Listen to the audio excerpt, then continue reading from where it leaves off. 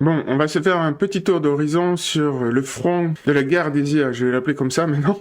Même si c'est plutôt une guerre économique, il n'empêche que la température monte. Alors, je vais vous parler des projets de complètement fous, mais potentiellement géniaux de Musk pour son IA, Grok 3. On va parler un petit peu de ce qui se passe chez OpenAI, notamment les OpenAI Files. On va parler de la contestation des IA, de leurs nouveaux progrès, de ce que j'ai appelé la panique côté méta de Mark Zuckerberg. Et après, surtout, je pense que les gens ne réalisent pas trop ce qui se passe en Chine. Donc, j'ai plusieurs news récentes à ce sujet. Voilà un petit peu le programme.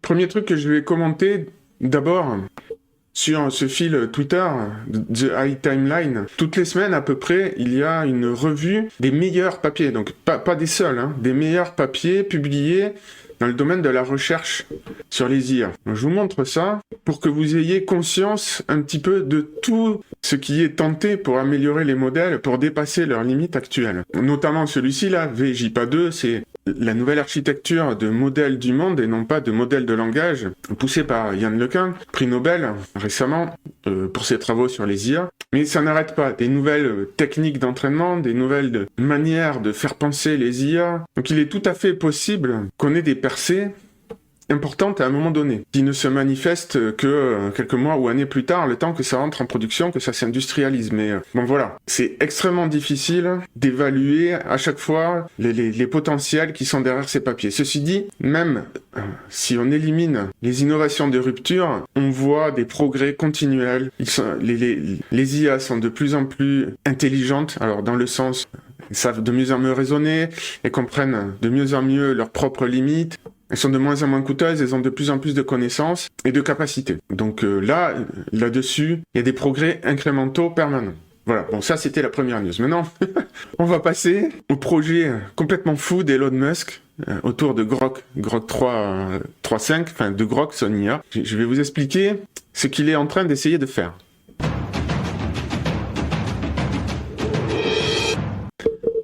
Alors il est parti sur plusieurs voies de développement. Voie de développement pour son IA Grok. Et comme d'habitude, c'est du Musk, donc des annonces pharaoniques qui souvent dépassent la réalité ensuite, mais il n'empêche que dans la pratique, il y a quand même souvent des gros coups de génie et peu importe ce qu'on peut lui reprocher, il délivre des trucs, Grok. C'est très rapidement classé parmi les meilleurs IA, alors que c'est quasiment un outsider. Il a commencé bien plus tard que les autres. Et là, avec son système Colossus d'entraînement, qui doit être, si je ne m'abuse aujourd'hui, le plus gros data center consacré aux IA. Bon, bref. Donc on va voir. Donc première chose qu'il annonce, Grok 3.5 va essayer de raisonner d'après les principes premiers en se basant sur la physique pour minimiser l'erreur et maximiser la vérité. Alors j'ai une petite critique à faire là-dessus, mais je vais lui donner la parole quelques instants. So yeah, with Grok, especially with Grok 3.5 that is about to be released, it's trying to reason from first principles, so apply kind of the tools of physics to thinking. So if you're trying to get to fundamental truths, you boil things down to the axiomatic elements that are most likely to be correct, and then you reason up from there, and then you can test your conclusions against those axiomatic elements. And in physics, if you violate conservation of energy or momentum, then you're either going to get a Nobel Prize or you're wrong, and you're most certainly wrong. Bon, c'est un grand communicant. Donc si vous parvenez à violer les lois de la physique, soit vous gagnez un prix Nobel, soit vous êtes dans l'erreur. Alors, la critique que je ferai, c'est que c'est une vision d'ingénieur, et effectivement, une IA comme ça serait très utile pour fabriquer des fusées. Par contre, dans le domaine de la politique, c'est plus compliqué. Il n'y a pas de vérité fondamentale établie. Ou dans le domaine de la morale, par exemple. On a tous des intuitions morales différentes, et puis c'est des préférences. C'est comme si on essayait d'établir qu'est-ce qui est le mieux, la pomme ou la poire. En fait, ça dépend des préférences des gens. Alors évidemment, on peut utiliser la science, non pas de manière prescriptive, mais de manière descriptive. Et ça peut aider à vérifier que si on fait des choix politiques, ils sont bien réalisés, implémentés comme on a décidé de le faire. Donc la science peut aider dans ce sens-là, mais elle peut pas décider à notre place du type de société que l'on souhaite avoir. Donc c'est la limite que je vois, en tout cas, là-dessus. Par exemple, qu'est-ce que la science elle peut nous dire sur le fait que on voudrait abolir l'héritage, ou abolir la peine de mort, ou au contraire la rétablir, ou sur l'avortement. Bon, ben, elle peut rien nous dire sur tout ça, hein. Je vous dis, c'est des choix de société. Bon, bref. Là, c'est plus intéressant et très intriguant. Donc, Musk a décidé de s'associer avec Polymarket comme outil de prédiction. Polymarket, c'est ça. C'est une plateforme de paris en ligne basée sur des cryptos. Si je dis pas de bêtises, je suis pas un utilisateur. Bon, en tout cas, c'est pour des paris en ligne. Sur toutes sortes de sujets. Donc n'importe qui peut proposer un pari et puis les gens votent. Donc voilà, il y a des trucs, il y a des votes très très importants. Hein. Par exemple, le nombre de tweets d'Elon Musk au mois de juin. Et ce sont à chaque fois, comme il y a de l'argent à la clé, hein, il y a ceux qui gagnent et ceux qui perdent. Ce sont des paris très bien formalisés. Il ne peut pas y avoir d'ambiguïté. Et c'est, comme l'indique le nom, hein, Poly, c'est sur tous les sujets. Donc c'est hyper intéressant parce que les gens misent leur argent. Skin in the game, comme on dit en anglais. Ça reflète beaucoup plus l'opinion réelle des gens que les votes ou les sondages qui peuvent donner lieu à toutes sortes de biais. Donc c'est vraiment un choix très judicieux, je trouve, pour évidemment brancher ça sur Grok et lui donner une sorte de capacité d'oracle, parce que il pourra aller piocher, si vous voulez, dans l'intelligence collective des gens, ici. Et là, on retombe sur ce que je vous disais dans d'autres vidéos, sur le fait que les humains, selon moi, vont devenir des mitochondries sémantiques. Donc les mitochondries, chez l'humain, c'est ce qui fabrique l'ATP, l'énergie. Et nous, on va fabriquer le sens pour les IA. Et cet outil-là est parfait. Donc moi, je trouve ce move d'Elon Musk, désolé pour les anglicismes, je trouve ça génial, sincèrement. Comme outil de recherche de la vérité, en l'occurrence sur le futur, sur comment les humains voient le futur, voilà, je trouve ça génial. Et je rapproche de ça des autres tentatives. Alors, vous allez voir que c'est vraiment très difficile, délicat, compliqué de se rapprocher de la vérité à travers un réseau social. Mais sincèrement, moi, je loue les efforts d'Elon Musk dans ce sens-là. Je pense qu'il est sincère, même si évidemment, derrière, il y a tout un business qui va avec, mais l'un n'empêche pas l'autre. Donc ici, on a une vidéo TikTok, et vous allez voir pourquoi je vous parle de ça. A priori, ça a l'air de rien avoir, mais une vidéo d'un TikToker qui décide de frauder, tout en étant filmé, évidemment, de frauder un portique à la RATP ou à la SNCF, je sais pas, et de montrer qu'en fait, les agents de verbalisation n'ont aucun pouvoir réel. Je vous mets l'extrait parce que c'est quand même pas mal, et vous allez voir où je vais en venir avec tout ça, quel rapport avec le projet d'Elon Musk.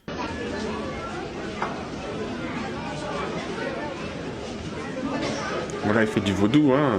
C'est pour faire la mise en scène. Hop, je passe, je force. Et là, il sait très bien qu'il y a les agents. En fait. Non. Vous allez voir les collègues là Non, justement, en fait, moi, je voulais partir. On va laisser sur le côté, s'il vous plaît. Du coup, vous savez que vous devez acheter un titre de transport. Ouais. Là, on vous a pris sur le fait, c'est du factuel. Donc, on vous invite à aller sur le côté pour. Est-ce que là, vous pouvez me retenir forcément? Du tout, je vous invite à aller juste. Ah, du coup, est-ce que je peux partir? Non, je vous ai pas dit ça, monsieur. Ah. Moi, je vous invite à aller par là pour procéder à votre verbalisation. D'accord. Vous pouvez aller avec nous? Bah, du coup, non. Parce que si vous m'incitez pas forcément, moi, je préfère directement prendre le train. Bah oui, mais vous avez fait une infraction, monsieur, donc vous devez de régler la verbalisation. Mais moi, je refuse. Comment ça, vous refusez? Moi, je veux bien rentrer chez moi, Oui, ça, vous allez rentrer, il n'y a pas de sujet. Ah, nickel. Du coup, est-ce que je peux? Pas maintenant, après la verbalisation. Mais est-ce que vous m'obligez à faire la verbalisation? Non, je vous oblige en rien, monsieur. Moi, ce que je vous oblige. Du coup, je peux partir. J'ai pas dit cela non plus. Vous pouvez, bien sûr, vous pouvez partir. Mais moi, ce que je vous invite à faire, c'est d'abord aller voir mes collègues parce que vous venez de faire une infraction illicite devant nous. D'accord. Bah, moi, je vais partir. Comment ça? Avec lui. C'est où? J'étais en train de frauder, là, justement. Ah. Bon, allez, passez une bonne journée.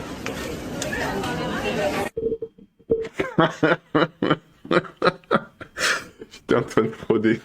C'est énorme.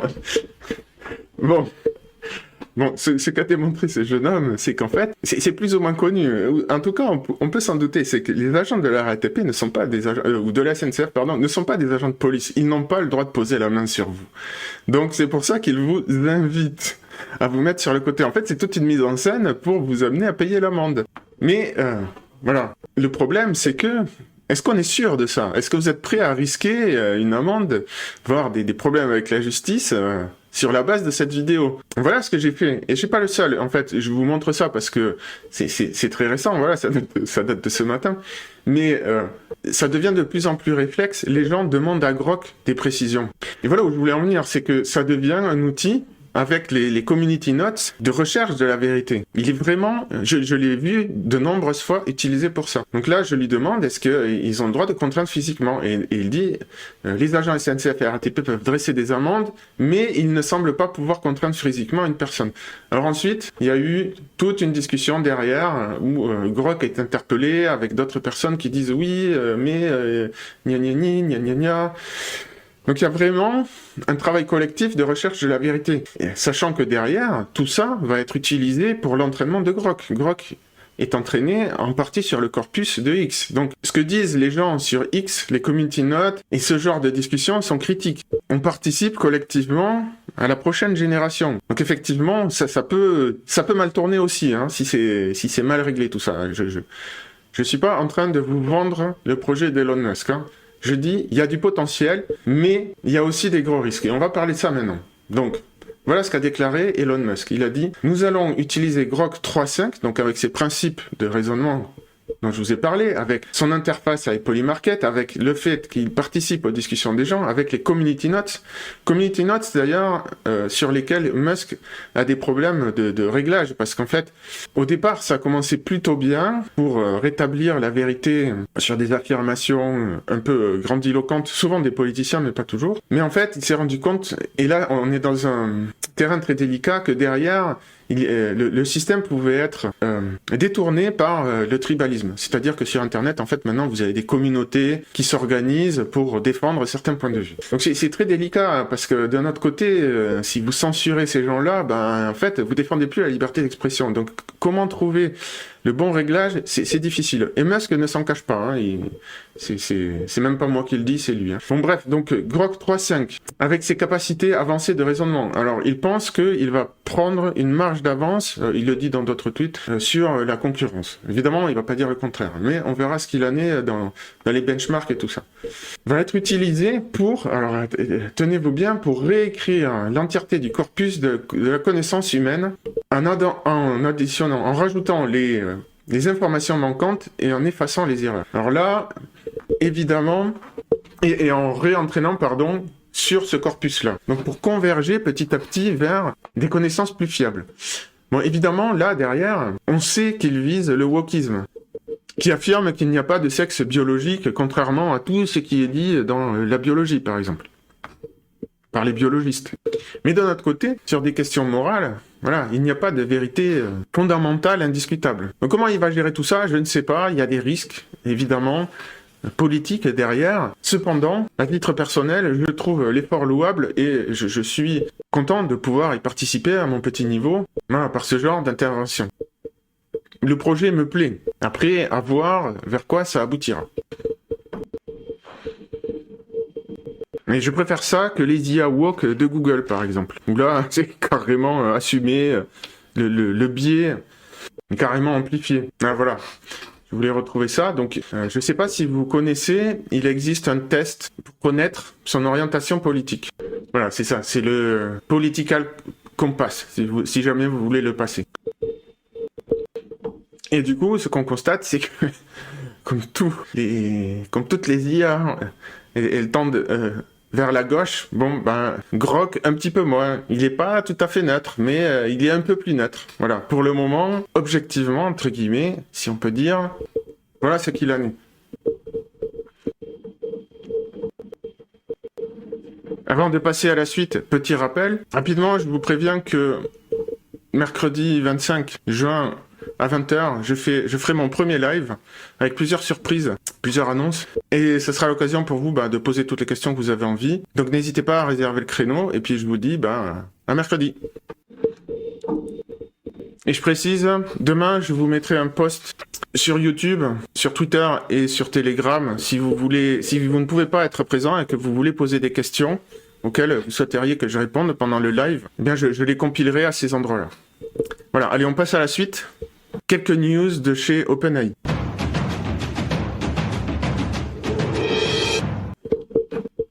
Alors Alors d'abord, il y a eu plusieurs interviews sur GPT-5 de la part de Sam Altman. Alors comme d'habitude, il est très cryptique, allusif. Bon, c'est pour entretenir la hype. Je vous avais dit que je spéculais sur le fait que GPT-5 était un modèle qui allait unifier les autres pour sortir un peu de cette jungle de tous les modèles, mais des extraits que j'ai écoutés de cette interview, en fait, j'ai commencé à me dire que ça serait juste un nouveau modèle en plus des autres, quoi, et que ça allait pas du tout mettre fin à cette jungle. Et c'est possible parce que je vois passer de plus en plus je vais les appeler de micro-modèles, hein. C'est plus des large language models, c'est des small language models qui dépassent ou qui égalisent en performance des gros modèles. Et je me demande si, pour des questions de coût évidemment, on ne va pas avoir tout un écosystème d'IA spécialisé dans différents domaines. Par exemple, quand vous voulez faire du deep research, c'est pas la peine d'utiliser GPT-5 qui va coûter un bras. Ça va être beaucoup plus intéressant d'utiliser une toute petite IA de 8 milliards de paramètres qui fait extrêmement bien le job parce qu'elle a été entraînée pour ça. Ça fait partie des limites des IA actuelles, hein, j'en ai déjà parlé dans des vidéos précédentes. On va voir. Autre chose très surprenante, il a dit que ça serait pas forcément évident de dire si GPT-5 est vraiment meilleur que GPT-4.5. Et quelque part, c'est tout à fait possible que le modèle soit beaucoup plus intelligent, mais qu'on ne parvienne plus à s'en rendre compte parce que ça commence à dépasser les capacités de la plupart des gens. Ça sera peut-être uniquement des chercheurs de haut niveau qui pourront faire la différence. Bon, on verra. Pour l'instant, c'est vraiment pas évident de savoir qu'est-ce qui va sortir de tout ça. Bon, là où c'est beaucoup plus intéressant, donc il y a quelqu'un qui a visiblement, bon, personnellement, je pense que c'est Elon Musk, mais bon, on sait pas trop. Donc il y a quelqu'un, Sam Altman a énervé quelqu'un en haut lieu. Il y a ce site qui est sorti, OpenAI Files, donc, qui révèle ce qui se passe en interne.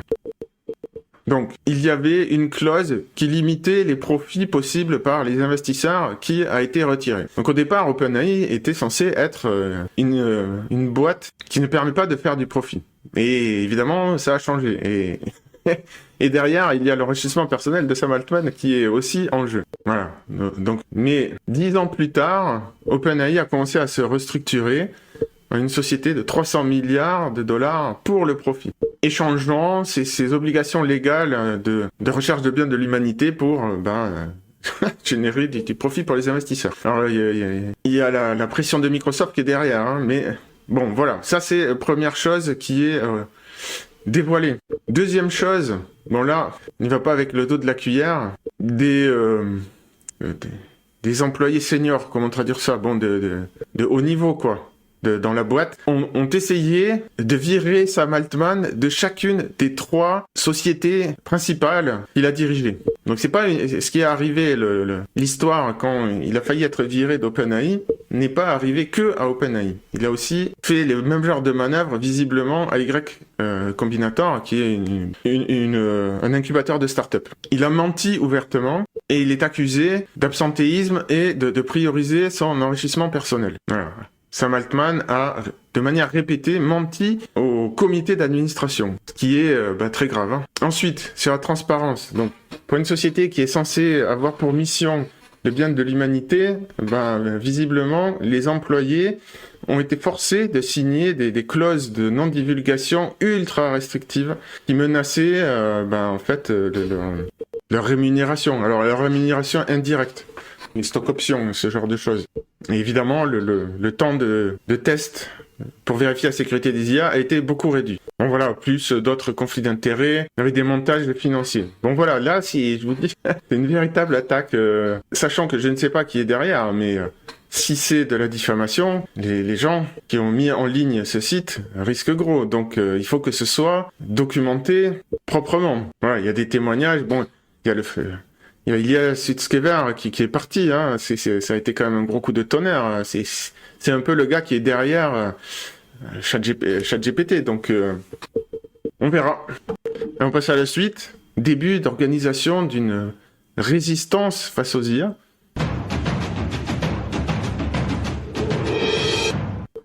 Voilà, un mouvement de pseudo-ludite, je ne sais pas trop comment le qualifier, mais l'idée c'est de casser le monopole des big tech. Alors ce sont surtout les GAFAM qui sont visés, il y a pas trop les Asiatiques dedans, alors que bon, c'est pas beaucoup mieux hein, de l'autre côté de l'océan. Hein. En attendant, ce qui ressort là-dedans, c'est que, et c'est ce que je vous dis, hein, pour moi, on est en train de changer de civilisation, et c'est inéluctable, hein, mais donc c'est tout à fait normal, en tout cas, moi, ça confirme, hein, qu'il y ait ce genre de réaction. Lisez bien cette phrase. Les GAFAM ne sont pas juste en train de dominer les marchés, ils dominent la démocratie européenne. Et oui, moi, je le tourne autrement, je dis que la démocratie est juste obsolète dans le nouveau contexte de la civilisation digitale qui est en train de se déployer. Et pour ceux qui n'ont pas vu mes arguments, je vais déployer toute une série d'analyses disponibles pour les membres à ce sujet. Donc ce n'est pas juste une opinion en l'air comme ça que je lance. C'est une analyse historique. Après, évidemment, elle vaut ce qu'elle vaut. Mais en tout cas, voilà, toujours est-il que on a tout un ensemble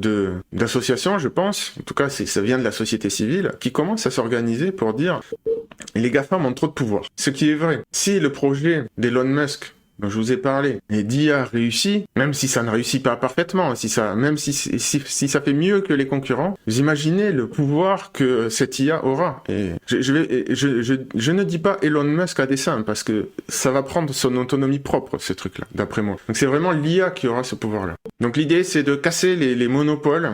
Mais bon, ils vont faire quoi ? Ces sociétés sont aux États-Unis. Donc là, apparemment, ce sont des Européens qui sont pas contents. Bah ouais, désolé, mais vous allez faire quoi contre Google ou contre X? Ben rien en fait. Donc, je sais pas trop vers où ça va aller tout ça, mais bon voilà.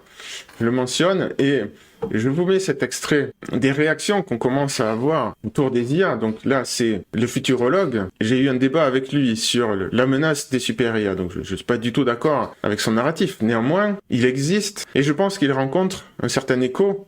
Et même un écho certain, notamment en France où la classe intellectuelle semble développer une méfiance qui prise parfois un peu à la paranoïa, je trouve, envers les IA. C'est une méfiance, à mon avis, c'est une panique philosophique de la part des humanistes qui sont en train de perdre la main, c'est tout. Mais je vous mets l'extrait. On n'est pas dans une course aux armements, on est dans une course au suicide. Et ça change absolument tout. C'est-à-dire que quand on prend conscience du fait que le danger ne vient pas des autres, de l'ennemi qu'on cherche à combattre, mais vient de l'arme elle-même qu'on est en train de développer, le paradigme change complètement. Pour reprendre les mots de Vladimir Poutine, celui qui développe l'intelligence artificielle surhumaine, il va pas être leader du monde, il va détruire le monde. Et lui avec. Et quand on prend conscience de ce paradigme, ben là, ces discours mettant en avant une IA très puissante, on amène dans la bonne direction, amène à une coopération internationale nécessaire. Et c'est pas une coopération internationale utopique de bisounours, on va tous s'entendre, etc. Non, si on fait pas ça, on est tous morts. On n'a pas le choix. On doit aller dans cette direction-là. Même d'un point de vue purement égoïste, même si on est que nationaliste, même si on veut que préserver uniquement soi-même, sa famille, sa nation, etc., c'est quand même ça le choix le plus logique à faire. Et ça, c'est un paradigme qui, il me semble, devrait être beaucoup plus mis en avant. Et une fois que les principaux chefs d'État comprennent ça, il peut vraiment y avoir très rapidement une mise en place de coopération internationale beaucoup plus rapidement que ce qui se fait actuellement. Bon, il y a plusieurs problèmes. D'abord, il y a le ton catégorique affirmatif. Donc, je ne vais pas dire que le risque est de 0. Ce serait pas vrai. Mais de là à affirmer que le risque est de 100%, ou comme ils disent, je me souviens plus, je crois qu'il avait dit 90%, ah non.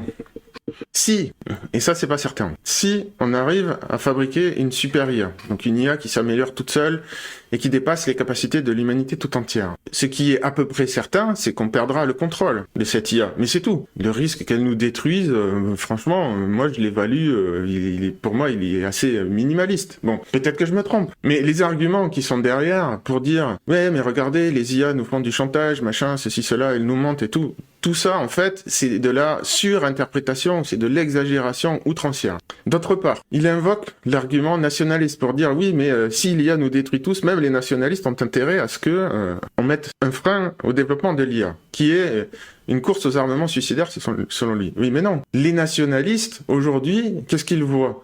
ils voient que leur pays ne font plus d'enfants. Donc, ils sont déjà en train de disparaître. Il n'y a pas besoin de la super IA pour disparaître. Quand on a une natalité, aujourd'hui, la natalité des pays développés, elle est autour de un enfant par femme. La Corée du Sud, actuellement, serait, alors j'ai pas vérifié les derniers chiffres que j'ai vus, mais serait à 0,5, à 0,47 pour être exact. La Corée du Sud ne fait plus d'enfants. Il n'y a plus aucun enfant qui naît là-bas d'ici 30-40 ans. Donc le pays va disparaître avant même que la super IA ne vienne menacer la planète. Donc qu'est-ce qu'ils en ont à faire de la super IA les Coréens du Sud, même s'ils sont ultra nationalistes? Bah absolument rien. Donc cet argument est faux. La super IA, si elle veut nous détruire, elle n'aura juste qu'à attendre. De toute manière, si elle est une super IA, on ne pourra pas l'atteindre. On ne pourra rien faire contre elle. Donc je vois même pas pourquoi elle voudrait nous détruire en fait. Et le problème aussi, c'est que il met totalement de côté tous les bienfaits que les IA nous apportent actuellement. J'en parlerai bientôt, là, il y a des progrès dans la médecine en ce moment qui déboulent de partout. Et évidemment aussi que il y a des questions militaires derrière. Donc se mettre autour d'une table pour juste dire on va arrêter de développer les IA, c'est pas possible. Par contre, je ne rejette pas complètement leur démarche aux doomers, dans le sens où mettre des garde-fous en place à l'échelle de la planète, ça me paraît pas une mauvaise idée.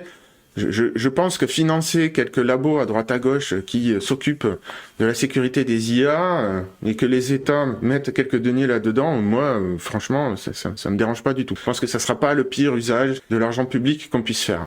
Mais bon, voilà. Les inquiétudes concernant les IA montent et je pense que quand on va commencer à avoir les effets sur le monde du travail, sur l'emploi, alors là, ça va être encore plus décuplé. Parce que, évidemment, tout va se mélanger. J'ai perdu mon emploi. Ah, mais en fait, les IA sont beaucoup plus menaçantes que je le pensais. Bon, je pense que je ne serais pas étonné que ce soit la graine d'une hystérie collective, ce genre de comportement. On verra. Je passe aux news suivantes.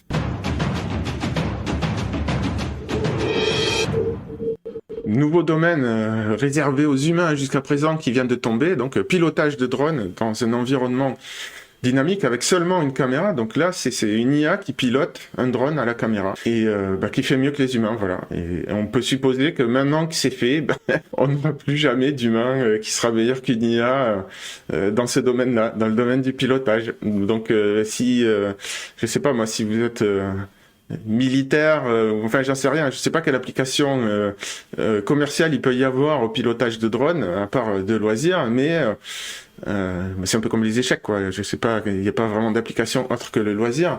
Mais bon, en tout cas, s'il y avait des applications professionnelles au pilotage, ben là, visiblement, je sais pas si c'est l'humain qui s'est craché là, mais c'est visiblement compromis. Alors attention, là, on est dans un environnement statique. Je suis pas du tout sûr que une IA sache encore faire aussi bien qu'un humain dans un environnement dynamique. C'est-à-dire si les panneaux bougeaient là. Donc ça serait un autre test. Mais il n'empêche que voilà, ça progresse. Et news suivante, on va parler un peu du ZUC.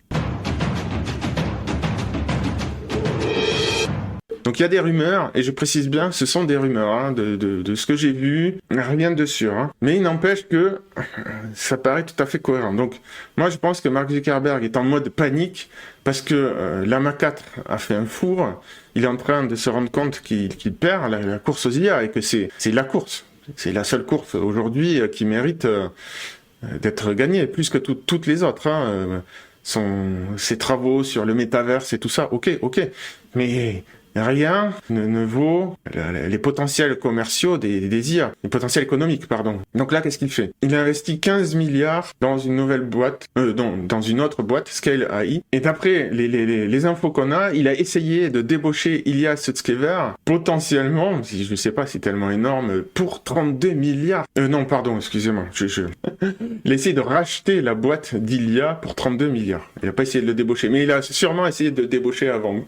Peut-être. Bon, évidemment, il y a refusé, donc on n'est pas sûr de tout ça. Et il y a aussi d'autres rumeurs comme quoi il essaierait de débaucher tous les leaders des labos d'IA en leur proposant des salaires de plus de 10 millions par an, avec des primes aussi de plus de 10 millions. Donc des montants astronomiques. Pourtant, il y a Yann Lequin avec son JPA2, mais peut-être que peut-être qu'il y a un gros potentiel là derrière, mais qui sera effectif que dans 10 ans. Et là, aujourd'hui, il y a une urgence, quoi. La Mach 4 n'est plus du tout dans le coup, on le voit même pas dans les benchmarks, et il y a eu des grosses erreurs de com derrière, donc ça a été un fiasco total, hein, parce qu'il a essayé de truander les benchmarks. Alors apparemment, il serait pas le seul à le faire, mais bon, il a été le seul à se faire prendre. Pour vous dire le niveau de tension dans ce domaine, hein, et ça ne va faire qu'augmenter. Allez, news suivante. Je vais pas passer beaucoup de temps dessus. Voilà, je vous montre l'original et le reproduit par Midjourney. Vous voyez à quel point c'est fidèle et proche. Donc, si vous voulez créer des animes avec des IA, aujourd'hui, voilà ce qu'on peut faire. Il y a même des scènes, on pourrait presque dire, qui sont meilleures du côté de l'IA. Bon là, cette scène-là, où il déplace un objet est un peu foireuse, mais le reste, c'est extrêmement fidèle. Voilà où on en est. Voilà, l'anime, c'est fini. Probablement que les prochains studios seront juste des prompteurs d'IA, on verra. Et maintenant, on va en passer au sujet de la Chine. Alors là, ça pourrait être une vidéo en soi, mais bon, je vais faire ça par petites touches, parce que de toute manière, il y en a en permanence des news qui nous viennent de la Chine.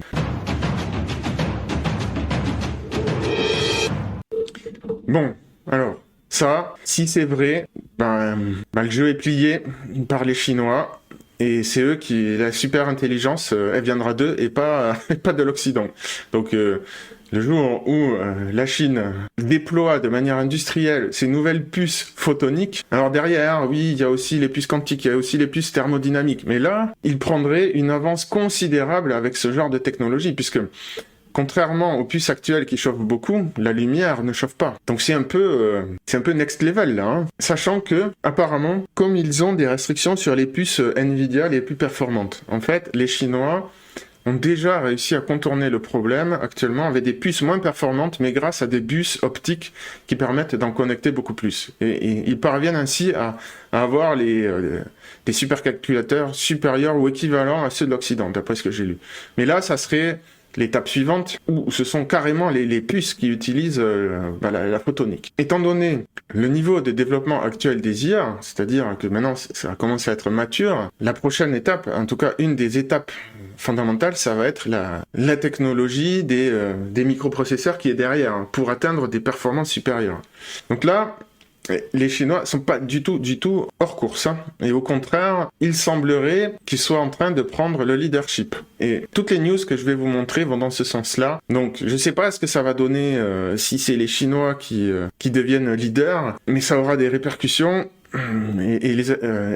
hyper importantes, et les Américains vont pas se laisser prendre la première place, sachant que tout le reste en dépend, sans réagir, hein. Donc faut s'attendre à des tensions géopolitiques importantes, si tout ça est avéré, et j'ai pas de raison de douter, mais bon, pas sûr non plus. Donc regardez, voilà, post de Christophe, donc la Chine occupe désormais la première place mondiale dans 57 des 64 technologies critiques. Les USA gardent le leadership parmi seulement 7 technologies. Et ça s'est inversé très rapidement, hein. Voilà, en 2003, leadership sur 60, et maintenant, c'est l'inverse. Donc c'est énorme, hein. Et la Chine ne ralentit pas, hein. Autre news qu'on a vu passer, ils auraient mis en place un système de design, de fabrication de puces entièrement automatisées par les IA. Donc les IA commencent à s'occuper de leurs propres puces.